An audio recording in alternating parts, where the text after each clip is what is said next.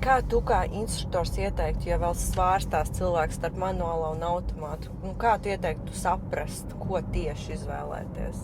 Zini, kā es teiktu, ja tu tā kā 100% vēl nezini, tad noteikti sākt ar manuālo. Tas būtu loģiskāk, jo tu jau vienmēr varēsi pamainīt un no manuālā vienmēr būs vieglāk pāriet uz automātu, ja tev liksies, ka tev nesanāk. Jā.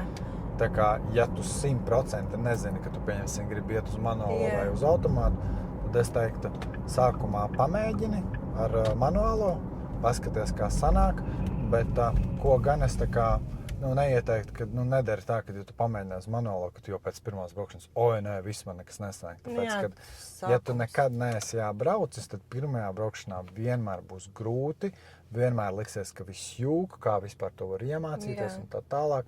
Tā kā es teiktu, iedod vismaz sev 3 braukšanas, jo tu jau neko nezaudē, tu tāpat mācies vadīt mašīnu kopumā, un to pēc tam, ja tu pāries, tev būs vieglāk. Man bija tā, ka es uzreiz zināju, ka es likšu uz automātu, manuāls, man tā nebija opcijas, uzreiz zināju, ka es likšu uz automātu, jo es vienkārši negribēju čakarēties, plus es zināju, ka man mašīna, ar ko es braukšu, noteikti tāpat būs automāts, un, es neredzēju jēgu čakarēties. Tavā gadījumā tu vienkārši zināji.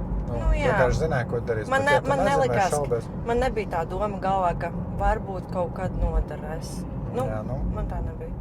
Es teiktu tā, ka man īstenībā patīk tas, ka tev ir daudzreiz lielākas iespējas izvēlēties dažādas mašīnas. Es zinu, ka man patīk tāda old school un tā tālāk. Un tur, tas manuālais lielākoties arī ir.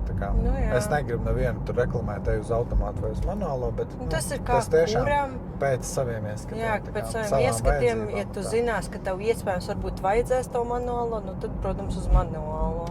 Jā, bet sāktu, es noteikti, tu šaubies, tad ar manuālo, pie tā arī paliek. Jā.